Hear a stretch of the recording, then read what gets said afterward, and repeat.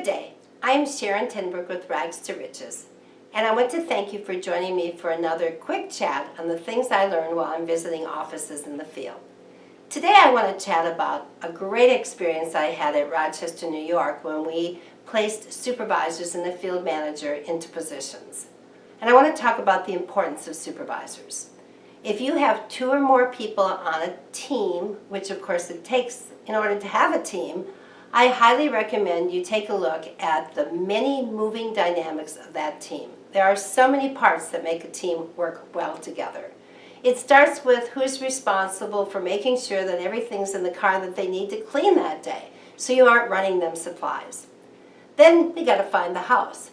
Who makes the decision in that car how long they're going to ride around looking for that house before somebody calls the office and says, we can't find it?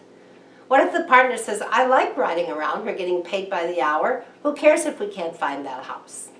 Somebody needs to be responsible. Who's responsible for reading the work order once they get there? Perhaps they've cleaned this house as a team for 20 visits, and all of a sudden this family gets a new dog, and nobody at the office had time to tell them they got a new dog, it's on the work order. Who's responsible for reading that work order to make sure that dog doesn't sneak out of the house and gets run over by a car? Who's responsible for opening the door?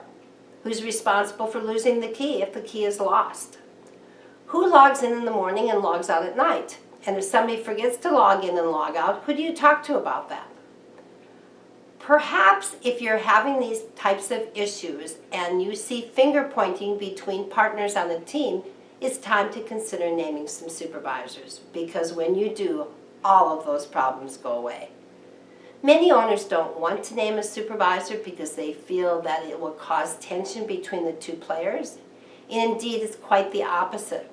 Once somebody is ultimately responsible for what happened in that home, fingers stop pointing and confusion is straightened out. You know who to talk to. Even if the partner did it, the supervisor is ultimately responsible. So it actually stops those cat fights that you so think are going to happen.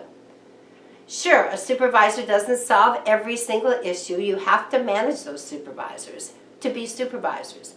Give them a great job description, share that job description with their partner, give the partner a great job description, and then teach that supervisor how to do their job and manage that supervisor.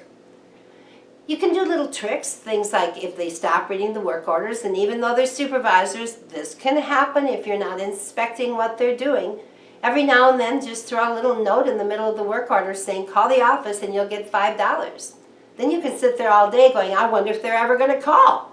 And if they don't, when they come, you certainly have caught them red-handed in not reading the work order. Another little trick we started a couple months ago was oftentimes supervisors don't do what they're supposed to do at the end and walk the house. Well, you can trick them into walking the house. It actually makes sense. All supervisors should be responsible for taking the trash and the rugs out of the bathroom, regardless of who cleans the bathroom. The first thing they should do and can do is take the long duster and do the long dusting in the bathroom so that team doesn't have to carry in 2 long dusters. And while they're doing that, they take out the trash and the carpets. What does this accomplish? 2 things. Number 1, we're not putting carpets back down on wet floors, which can make that carpet, if it has a rubber back, actually glued to the floor, which I have seen in houses. Secondly, it requires the supervisor to walk the house in the end because they have to put the mats back and they know where they got them from. So you're kind of tricking that supervisor into walking that house, and believe me, it works.